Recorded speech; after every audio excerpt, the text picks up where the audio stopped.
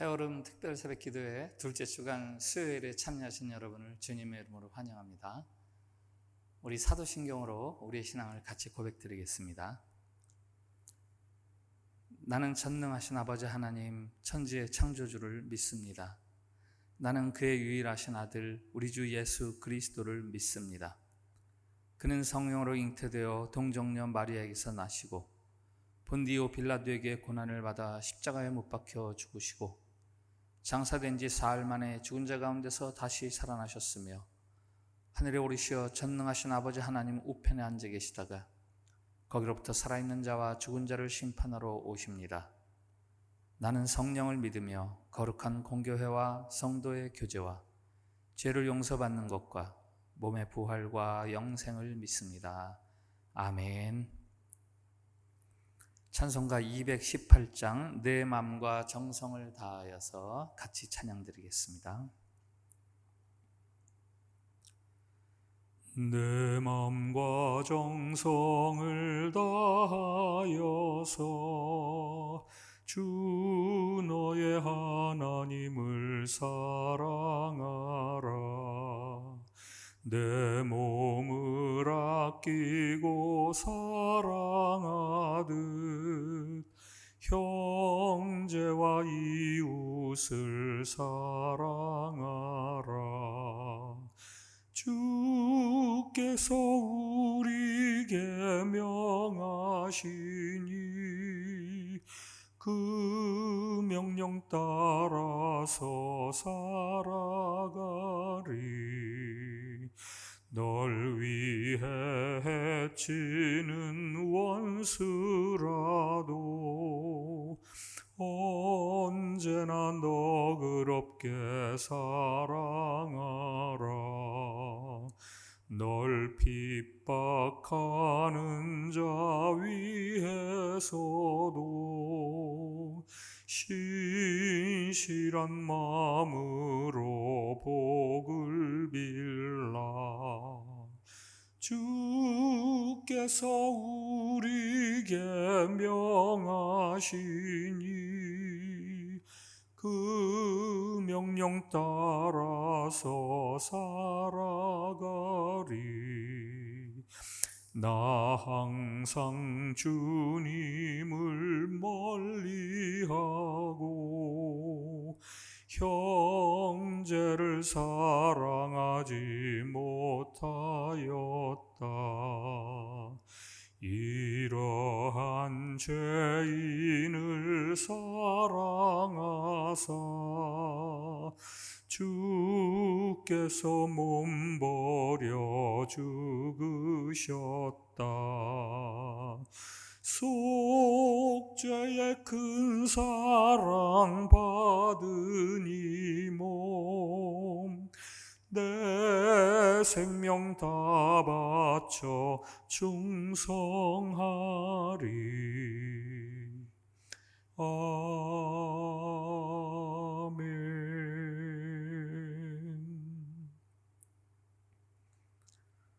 오늘 우리 주신 하나님의 말씀은 시편 15편 1절부터 5절까지 말씀입니다.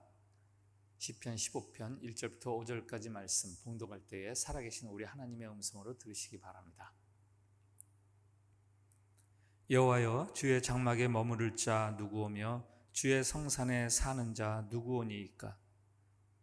정직하게 행하며 공의를 실천하며 그의 마음에 진실을 말하며 그의 혀로 남을 허물하지 아니하고 그의 이웃에게 악을 행하지 아니하며 그의 이웃을 비방하지 아니하며 그의 눈은 망령된 자를 멸시하며 여호와를 두려워하는 자들을 존대하며 그의 마음에 선한 것은 해로울지라도 변하지 아니하며 이자를 받으려고 돈을 꾸어주지 아니하며 뇌물을 받고 무죄한 자를 해하지 아니하는 자이니 이런 일을 행하는 자는 영원히 흔들리지 아니하리이다. 아멘. 네, 오늘 보는 시편 15편은 두 질문으로 시작합니다. 주의 장막에 머물 자가 누구입니까? 주의 성산에 사는 자는 누구입니까? 이 노래는 언제 불렀을까요? 신학자들은 연구 결과 이 노래는 순례자들이 예루살렘 성전 입구에 절기를 쫓아서 와서 성전 입구에서 부르던 일종의 입당송이었다, 이렇게 추정을 하죠. 주의 장막에 머물 자 누구인가, 주의 성산에 사는 자 누구인가 하는 순례자들이 노래가 울려 퍼지면 제사장이 성전 문 앞에서 응답의 노래를 부릅니다. 성전에 들어갈 수 있는 사람들은 이런 사람 저런 사람들입니다 하고 응답하는 거죠. 주의 장막, 주의 성산, 하나님의 임재를 가장 깊이 경험하고 하나님과 가장 친밀하게 있을 수 있는 관계, 그것을 주의 장막, 주의 성산이라고 하지 않겠어요? 과연 우리는 어떻게 해야 하나님과 깊은 친밀한 관계에 들어갈 수 있습니까? 어떻게 하나님과 연합해서 동행하는 삶을 살아갈 수 있습니까? 그것을 가르쳐주는 말씀이죠. 주목할 것은 2절부터 5절 상반절까지 그 성전에 들어갈 자격에 대한 말씀들이, 이게 모두 종교적인 어떤 추상적인 관념에 대한 이야기들이 아니라 우리의 실제 생활과 아주 밀접하게 관련된 이야기들이라는 거죠. 긍정문과 부정문이 교차하는데요, 긍정문 3개, 부정문 3개, 긍정문 2개, 부정문 2개, 이렇게 해서 총 5개씩 서로 교차하는데요. 먼저 긍정문을 볼까요? 정직하게 행하며 공의를 실천하며 그의 마음에 진실을 말하며 그의 눈은 망령된 자를 멸시하며 여호와를 두려워하는 자들을 존대하며, 요 한 구절로 보는 거죠. 망령된 자들, 이것은 버려진 자들이라는 의미거든요. 하나님에게 버려진 자들을 멸시하고 여호와를 두려워하는 자들을 존대하는 것 같은 말이고요. 그의 마음에 서운한 것은 해로울지라도 변하지 아니하는 사람들. 부정적인 것 5가지가 나오죠. 3절, 혀로 남을 허물하지 아니하고 이웃에게 악을 행하지 아니하며 이웃을 비방하지 아니하며. 5절, 이자를 받으려고 돈을 구워주지 아니하며 뇌물을 받고 무지한 자를 해하지 아니하는 자들. 그리고 맨 마지막 5절 하반절에 그 같은 사람들에 대한 축복과 약속이 선포됩니다. 이런 일을 행하는 자는 영원히 흔들리지 아니하리로다. 이렇게 노래가 서로 주고받으면서 끝나는 거죠. 이 시편 15편인데요. 바로 앞 시편 14편에는 이런 노래가 있어요. 어리석은 자는 그의 마음에 이르기를 하나님이 없다 하는도다. 그들은 부패하고 그 행실이 가증하니 선을 행하는 자가 없도다. 어리석은 자들에 대한 노래인데요. 하나님이 없다 하는 사람들, 그래서 어떻다는 거예요? 그들의 삶이 부패하고 다른 사람들과 관계가 악화되는, 자신을 과시하고 다른 사람들을 이용하는 사람들, 이렇게 시편 14편에서 말하면서 이어진 오늘 15편에서는 하나님을 인정하는 사람, 복받는 자들에 대한 이야기를 합니다. 오늘 이 시편 15편의 시작이 여호와여, 하나님에게 질문합니다. 여호와여. 눈에 보이지 않는 하나님이 순례자들에게 실제적인 존재자로 계시는 거죠. 그래서 여호와여 하는 거 아닙니까? 궁금하거나 모호한 것들 혹은 바라는 것들이 있으면 하나님께 묻습니다. 하나님께 맡긴다는 것도 되지요. 오늘 표제에 다윗의 시 이렇게 되어 있는데요. 다윗이 법궤를 옮기다가 한번 실패하잖아요. 왜 실패했습니까? 자기 방식, 자기 생각대로 법궤를 옮기려고 하다가 실패하죠. 그래서 2번째 옮길 때는 철저하게 하나님의 방식으로 옮겨서 마침내 다윗성에 법궤를 옮겨 놓습니다. 어떤 사람이 하나님과 함께 할 수 있을까? 자기 생각, 자기 방식, 자기 편리, 자기 유익, 자기 안전, 이런 것을 뛰어넘어서 하나님의 뜻, 하나님이 기뻐하는 방식, 그것들을 따라서 살아가는 삶의 태도. 앞서 14편의 어리석은 자의 삶과 오늘 15편의 그 흔들리지 않는 삶, 그것이 다른 것은 우선적으로 하나님이 있다 없다 하는 그 삶의 어떤 베이스, 하나님을 인정하느냐 하는 거기서부터 차이가 이미 나는 거죠. 여호와여, 하나님이시여, 주님, 하나님의 존재를 인정하는 이 한마디만으로도 우리는 인생의 가장 지혜로운 삶을 살아갈 수 있고, 아니 그 한마디면 우리는 가장 지혜로운 삶을 살아갈 수 있습니다. 하나님의 존재를 인정하는 사람은 언행심사 모든 면에서 그렇지 않은 사람들과 차이가 나게 되어 있어요. 다윗이 2절부터 5절까지 나열한 덕목들, 이거 하나님을 믿는 사람들에게서 드러나는 실질적인 10가지 삶의 예들인데, 뭐 10가지뿐이 아니라 그냥 통틀어서 이야기를 하면은 하나님을 인정하는 사람은 그 삶이 다르다, 이렇게 이야기하는 거죠. 하나님에게 관심을 둘 때 너무나도 자연스럽게 이웃을 대하는 법이 달라집니다. 가족들 사이에서, 혹은 친구들 사이에서, 혹은 직장에서 다른 동료들과 더불어서 무엇을 하는가, 어떻게 하는가가 하나님을 인정하는 자들은 달라질 수밖에 없다는 거예요. 왜? 하나님의 뜻을 따르니까. 그래서 세속적인 시각, 어리석은 자들의 시각, 하나님이 없다 하는 자들의 시각에서 보면은 어떻게 보면 손해를 본다 할 수도 있습니다. 알아주지도 않는데 뭐하러 저렇게 하나? 뭐 좋게 그냥 좋은 게 좋은 거로 그렇게 넘어가면 되지, 뭐 그렇게 고집을 피우고, 뭐 늘 자신을 그렇게 살피면서 조심조심 그렇게 살아가나? 답답할 수도 있어요. 특히 이 15편에서 소개하는 10가지 덕목은 사람들과의 관계에서 나오는 덕목들입니다. 이 하나님과 수직적인 관계가 이루어지면 사람들과의 수평적인 관계가 자연적으로 옮겨지는 거죠. 변화되는 거죠. 하나님과의 관계가 이웃과의 관계와 아주 밀접하게 연결이 되어 있습니다.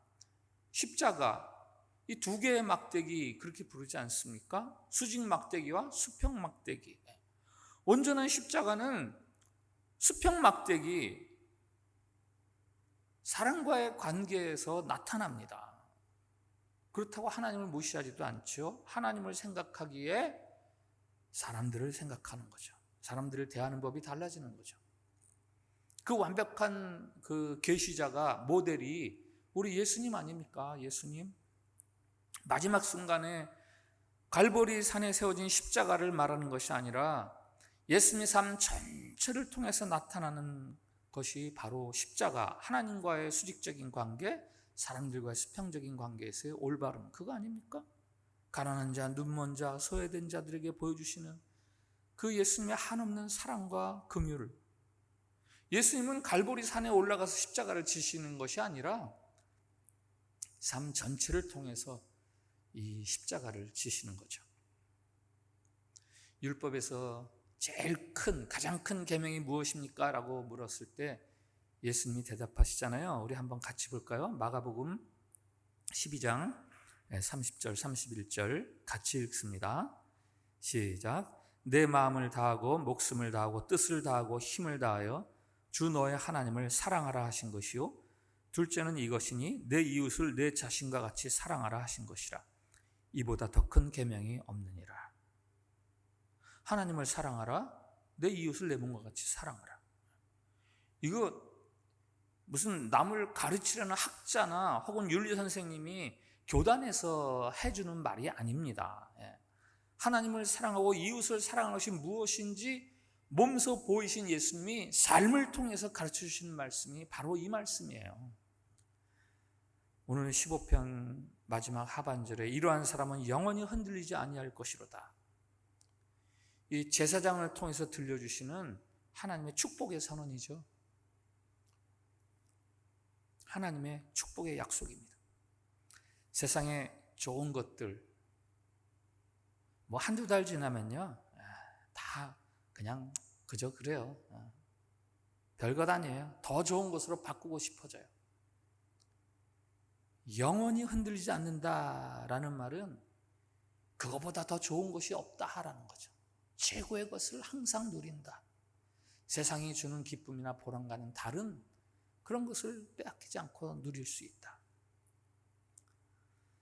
하나님이 없다, 내가 편한 방식으로 살면 된다, 이런 방법이 사실은 더 지혜롭고 약삭빠르고 어떻게 보면 더 가능성이 있어 보이기도 합니다. 하지만 정말 가능성이 있고 지혜로운 삶이란 하나님을 신뢰하고 그 하나님이 가르쳐주는 방식대로 살아가는 의로운 삶입니다. 하나님이 없다 하고 자기 마음대로 살아가는 사람들, 그들은 이웃을 오직 자기 유익의 수단으로 삼으면서 살아가는 사람들 아닙니까? 그들은 하나님을 인정하고 이웃을 위해서 수고하고 희생하는 삶을 어리석다고 할지도 모르겠습니다. 그러나 성경은 정반대로 이야기하죠. 자기 일만을 위해서 살아가는 삶이야말로 어리석은 삶이고, 다른 사람과 더불어서 하나님의 뜻을 이루며 살아가는 사람들이 정말 지혜롭고 의로운 사람들이다. 솔로몬 때 스바의 여왕이 솔로몬의 왕궁을 방문해서 큰 충격을 받지 않습니까? 스바 여왕이 본 왕궁은 그야말로 그가 상상했던 것 이상의 웅장하고 훨씬 뛰어난, 그리고 그가 대접받는 진수성찬, 그 모든 것들이 참으로 충격적으로 놀랍습니다. 그러나 스바 여왕이 진짜 놀란 것이 있죠. 그것은 이 세상에 들을 수 없는, 그 어디서도 들을 수 없는 솔로몬의 지혜였습니다. 솔로몬의 지혜. 열왕기상 10장에 보면은 그가 이렇게 말하죠. 복되도다 당신의 사람들이여, 복되도다 당신의 이 신하들이여, 항상 당신 앞에 서서 당신의 지혜를 들음이로다. 스바양이 진정으로 감탄하는 것은 무슨 왕궁과 성전의 아름다움이 아니라 솔로몬의 지혜, 그를 통해서 이루어지는 그 정의와 공의로운 세계, 그 지혜는 하나님으로부터 온 거죠. 우리가 성경을 알지 않습니까? 네가 무엇을 원하느냐 했을 때 지혜를 주십시오 해서 하나님이 지혜를 주시잖아요. 우리로 이야기하면 뭐 고급진 음식, 넓은 집, 어떤 자동차를 타고 다니냐, 이런 것들 때문에 세상 사람들이 놀라지 않습니다. 그것 때문에 감탄하지 않습니다. 하나님과 더불어서 친밀한 관계를 유지하면서 나타나는 그 삶에서 나오는 지혜, 그것을 보고 세상 사람들이 감탄을 하는 거죠. 예수님은 오늘 시편 15편 말씀의 완성자, 아주 성취자시죠. 열매를 보면 그 보이지 않는 곳에 그 열매의 뿌리가 있는 것 아닙니까? 삶을 보면 그 사람이 누구를 믿고 살아가는 건지 보이는 거죠. 열매를 보면 그 나무를 알리라 하지 않으셨습니까? 예수님에게 뿌리를 두고 살아가는 자들, 그들에게는 분명히 예수님을 뿌리로 둔 자들의 열매가 맺혀지게 되어 있습니다. 예수님을 닮게 되어 있습니다. 오늘 그 말씀을 하는 거예요. 새해 언제까지 믿음으로 구원 얻습니다, 언제까지 이야기만 하면서 신앙생활을 하시겠어요? 깊은 데로 가서 그물을 던지라 라는 주님의 말씀처럼 거기서 한 걸음 더 나아가서 더 깊은 믿음의 자리로 자리를 옮겨가야죠. 그것은 뭐예요? 삶을 통해서 나타나는 구원의 열매들, 그거 아니겠습니까? 예수님께서 말씀하셨어요. 나더러 주여 주여 하는 자마다 다 천국에 들어갈 것 아니다. 다만 하늘에 계신 내 아버지의 뜻대로 행하는 자라야 들어가리라. 내가 너에게 이르노니 너희 의가 서기관과 바리새인보다 더 낫지 못하면 결코 천국에 들어가지 못하리라. 율법이 아니라 믿음으로 구원을 얻는다고 말하는 사도 바울조차도 그 삶을 통해서 나타나는 신앙적인 열매에 대해서 엄청나게 강조를 합니다. 잘 아시는 말씀 12장, 로마서 12장 1절 말씀 같이 읽어볼까요? 같이 읽습니다. 시작. 그러므로 형제들아, 내가 하나님의 모든 자비하심으로 너희를 권하노니 너희 몸을 하나님이 기뻐하시는 거룩한 산 제물로 드리라. 이는 너희가 드릴 영적 예배니라. 너희 몸을, 너희 머릿속으로 혹은 너희 입술로가 아니라 너희 몸을 하나님이 기뻐하시는 제물로 드리라. 이게 무슨 말씀입니까? 로마서 12장 1절 이 말씀 이후에 16장까지 쭉 나오는 그 이야기들의 가장 중요한 것이 뭔지 아세요? 사랑이에요. 사랑. 사랑하면서 살아라.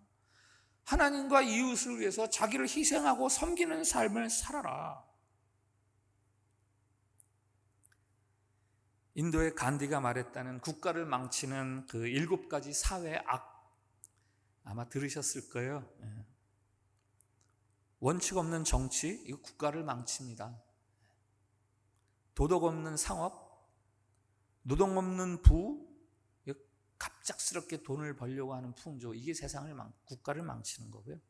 인격 없는 교육, 인간성 없는 과학, 양심 없는 쾌락, 희생 없는 종교, 이것들이 다 나라를 망치는 것들이다, 이렇게 이야기하는데요.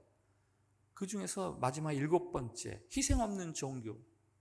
우리 신앙인들이니까 이것에 대해서 눈여겨보아야 합니다.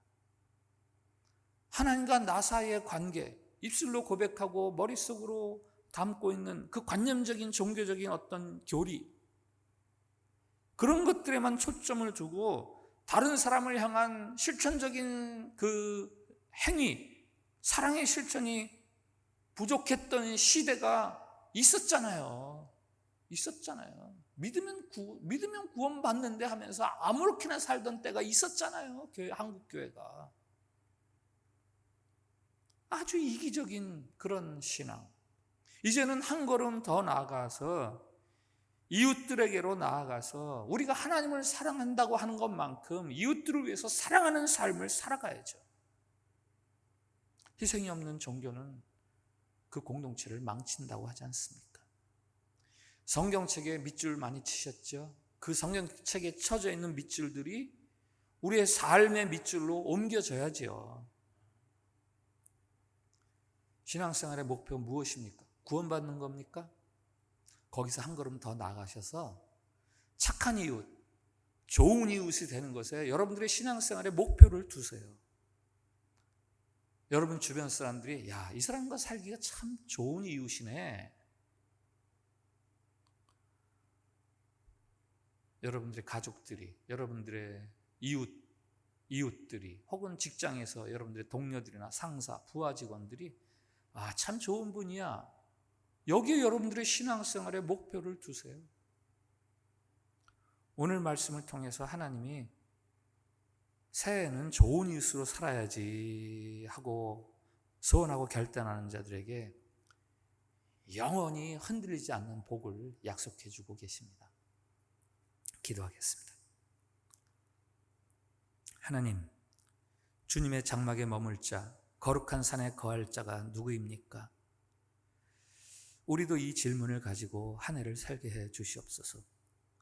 우리를 진정 복되게 할 참 질문을 가지고 이 한 해를 새롭게 살아가게 해 주시옵소서. 그리고 오늘 말씀을 통해 주시는 주님의 대답, 그 대답을 붙들고 한 해를 살게 해 주시옵소서. 입으로만 내가 주님을 믿습니다 하는 것이 그동안의 우리들의 믿음의 자리였다면 더 깊은 믿음의 자리, 사랑으로 희생하고 섬기는 자리로 나아가게 해 주시옵소서. 가족들, 친구들, 이웃들, 직장 동료들, 아니 심지어 우리를 미워하는 원수들에게까지도 우리가 좋은 이웃이라고 칭찬 들을 수 있도록 살게 해주시고, 그래서 영원히 흔들리지 아니라는 주님의 그 복의 선포가 우리를 향한 선언이 되게 해 주시옵소서. 예수님의 이름으로 기도합니다. 아멘. 기도하는 시간입니다. 코로나 바이러스 위해서 또 한번 우리가 기도합시다. 그리고 우리 교회 성도들, 어려움 당하는 성도들, 육신의 질고로 고통당하는 성도들, 또 경제적으로 어려운 성도들 위해서 기도해 주시고, 또 한국의 부모님들, 연로하신 부모님들 때문에 힘들어하는 성도들도 많이 계신데 좀 위해서 기도해 주시고요. 우리 교회의 선교적인 사명, 올해도 우리가 어려운 가운데서도 동포사회 복음화, 인도네시아 선교를 위해서 힘써 기여할 수 있는 교회가 될 수 있고 여러분의 삶이 될 수 있도록 그렇게 기도해 주시고, 오늘 수요일 우리 교회 남자 성도님들 위해서 기도해 주십시오.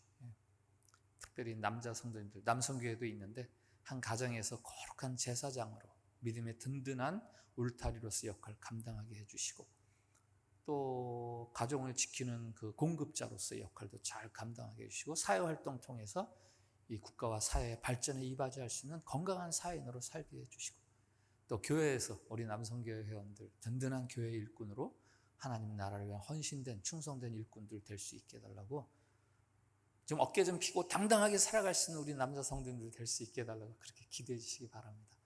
다 같이, 그리고 여러분들 기도하시면 되겠어요. 한 10분 이상 기도하시면 되겠습니다. 다 같이 기도합시다.